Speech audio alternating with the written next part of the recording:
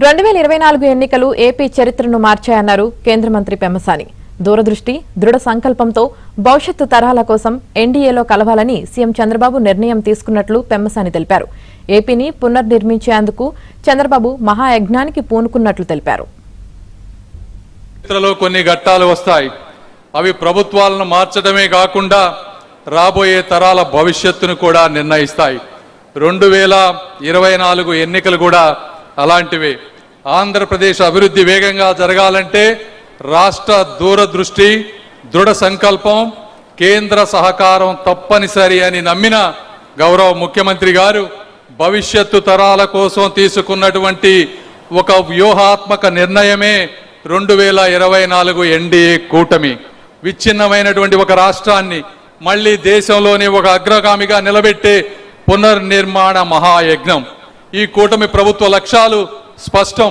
కోల్పోయిన పెట్టుబడులను మళ్లీ తీసుకురావటం, నిలిచిపోయిన ప్రాజెక్టులకు మళ్లీ ప్రాణం పోయటం, ప్రతి కేంద్ర రూపాయిని కూడా రాష్ట్ర అభివృద్ధిగా మార్చటం, యువత మళ్లీ తమ కలలను ఆంధ్ర నేలపై నిర్మించుకునే విధంగా చేయటం మన ప్రభుత్వ లక్ష్యాలు. మన హక్కులను మనం సగర్వంగా సాధించుకుంటూ కేంద్రం నుంచి మునుపెన్నడూ లేని విధంగా నిధుల ప్రవాహాన్ని తెచ్చుకుంటూ ఒక సరికొత్త విజయ ప్రస్థానాన్ని మనం మొదలుపెట్టాం. ఈ మహాసంకల్ప యాత్రలో మొదటి అడుగు 5 అక్షరాల్లో నిండిపోయిన 5 కోట్ల ఆంధ్రుల కళ అమరావతి.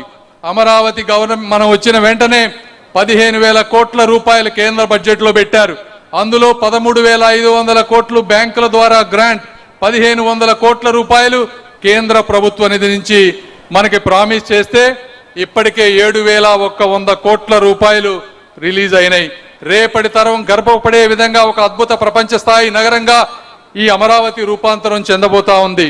మళ్ళీ చరిత్రలో ఎవరు కదిలించలేని విధంగా, పెట్టుబడిదారుల విశ్వాసాన్ని దెబ్బతీయకుండా, రైతుల త్యాగాలకు శాశ్వత భరోసాగా నిలిచే విధంగా దేశంలో దాదాపు అన్ని రాజకీయ పార్టీలను ఒకే ఒక్క పార్టీ తప్పించి వాటన్నిటి మద్దతుతో సాధించుకున్న అమూల్యమైన చట్టమే అమరావతికి చట్టబద్ధత.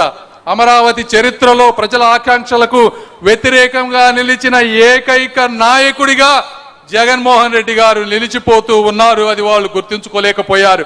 సంఖ్యలతో వాళ్ళు అమరావతిని బంధిస్తే ఒక సంకల్పంతో అమరావతిని సాధించామని చెప్పి మీ అందరికీ నేను తెలియజేసుకుంటా ఉన్నాను.